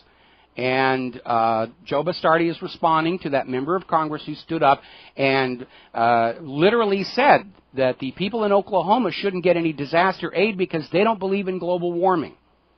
And that's provoked a huge, huge outcry on that issue. And I understand that member of Congress sort of issued a half-hearted apology that he was being unnecessarily cruel. And he was. And again, when we start talking about the blueprint for the new America, I don't think we should allow any politicians to make decisions regarding science policy or engineering policy or whatever without actually being educated in that area, in that field. Not just sit there and accept the reports handed in by various lobbyists and say, oh yeah, this makes sense, I can sell this. Another milestone in the scientific decline of this nation, NASA has now put one of the 2 space shuttle launch pads in Florida up for lease for privatization of space. And yes, it's good that it's not going to go to waste, but it's a reminder that our nation's space program, which was such a source of pride during the 1960s, is just a shell of its former self. And it, too, has been caught up in the scandal of global warming. NASA was very much in lockstep with, global warming this and global warming that. And they were putting up satellites that were proving the world was getting warmer. Then we find out that the satellite was malfunctioning and nobody caught it. Yada, yada, yada, yada, yada. Interesting little story, and this gets back to the right to keep and bear arms. This was reported over at Refreshing News 99, where apparently in Josephine County, Oregon, a woman was being attacked by an ex-boyfriend, called 911, was told there were no police officers available, suggested she tell the attacker to go away. And, of course, the woman wound up being raped. So, anyway, apparently the Pope has changed his mind. Remember Pope Francis last week was saying that atheists can still be redeemed through good works and they could still go to heaven. Well, apparently somebody got to his ear and said, you realize that's going to just cut into our collection plates and we need money to make bail for the Archbishop. And so now the Vatican has come out with a clarification saying that no, the only way to heaven is through their toll gate. And we atheists, well, the dark regions don't want me. They're afraid I'll take over. And now the Pope is saying I can't get into heaven, so I guess I'm going to go to limbo. Limbo and floating around for nothing. I'm not really going anywhere when I die. And when I die, I'm donating my body to science because medical students can always use a good laugh. By the way, apparently there's a huge consolidation in the funeral industry in the United States that is going to result in higher prices for funeral services. We'll be right back. America, welcome back to the show here, and a couple of stories we're looking at as they're developing. Bill Gross is over there saying that Bernanke has lost control over the economy. I don't think he ever really had it. Our economy, because of that Ponzi scheme debt pyramid coming out of the Federal Reserve, they can't control it. They can't change course. Just like this scam where Wall Street financial institutions are buying huge blocks of stock to keep the price up, and now they own so much stock they can't let the price go down. They have lost control of it. All they can do now is try and ride it and loot it for as much as possible before the crash comes, but there is a crash coming. And it is going to make the 1930s look like a minor parking ticket in comparison, I think. I think the whole thing's going to come down. Ron Paul is out there saying he's waiting for the Federal Reserve to self-destruct, and he's absolutely right about that. More articles coming out. It's time to fire Eric Holder, and I'm sure Obama is looking at that as saving his own gluteus maximus the way Richard Nixon did with his Attorney General. But it's not going to work. I can't understand how Obama can be replaying Nixon's response to the scandals and not understand it's going to end exactly the same way unless he gets a big, spectacular distraction. And that's what we have to be watching out for. Right now, Obama desperately needs to save himself and save his historical legacy.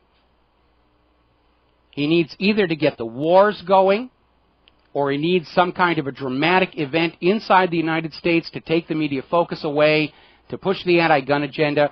And as I said twice in the show before, Kokesh has now canceled his armed march into Washington, D.C. Do we think that the plotters behind these kinds of things are just going to quit and say, all right, we lost that one, it's all over? I don't think so. They're going to be going on to Plan B, then Plan C, then Plan D. And so we must remain vigilant and understand the government loves to play dirty. They think it's their right to lie, cheat, steal, and kill the American public to get whatever it is they want.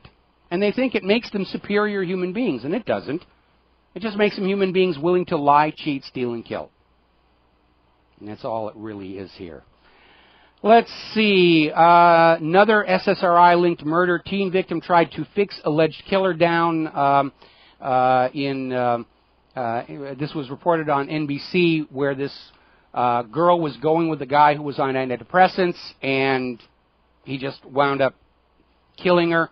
15-year-old killed his 2 younger brothers by stabbing. Again, seems to be linked to SSRIs. There is absolutely no doubt that these medications are causing these acts of violence and suicide. But as long as they make money, and as long as members of Congress are willing to take campaign donations from the corporations that make money off of these drugs, they will be sold to you. The days when the government was actually trying to keep you safe from the abuses of corporations are long, long gone. There's the music. It's time for me to get out of here.